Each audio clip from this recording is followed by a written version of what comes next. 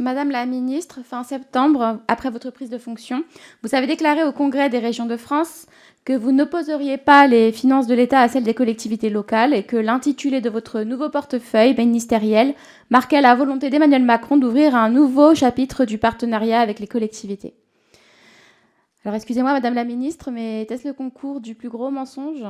À peine délesté de sa fonction de ministre de l'économie et des finances, Bruno Le Maire s'en est pris aux collectivités en indiquant justement qu'elles étaient la cause principale du déficit en France. De plus, le budget 2025 est bâti comme un budget anti-collectivité et anti-service public. Alors, à juste titre, les gens veulent savoir à quoi servent leurs impôts. Il y a 2 semaines encore, vous avez annoncé pas moins de 6,5 milliards d'euros en moins pour les collectivités, grevant ainsi leur budget investissement pour leurs infrastructures. Vous-même, qui avez été présidente d'intercommunalité, comment pouvez-vous accepter cela ? Vraiment, les bras m'en tombent.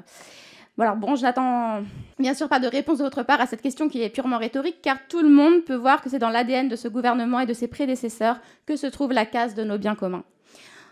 En ponctionnant dans le budget des collectivités et interco, vous empêchez notamment toute action qui irait dans la lutte pour la préservation de l'environnement et contre le changement climatique. Je prends le cas de ma Seine-et-Marne, où encore récemment, des catastrophes naturelles importantes ont eu lieu, à Lagny-sur-Marne, à Compan ou encore à Crécy-la-Chapelle, que ce soit des inondations ou le gonflement des argiles dans le sol. Les collectivités luttent trop souvent seules contre ces phénomènes pour répondre aux besoins des habitants. Alors je parle aussi de ces collectivités auxquelles on demande de faire appliquer aux citoyens un tri exemplaire des déchets, mais pour qui les budgets d'investissement dans des infrastructures de tri sont insuffisants et qui se rabattent sur de l'incinération simple sans aucune valorisation. Ou de ces collectivités comme à Le Pin ou Vaujours qui font face seules, avec du budget en moins, aux défis des pollutions engendrées par les déchets qui sont enfouis dans leur sol.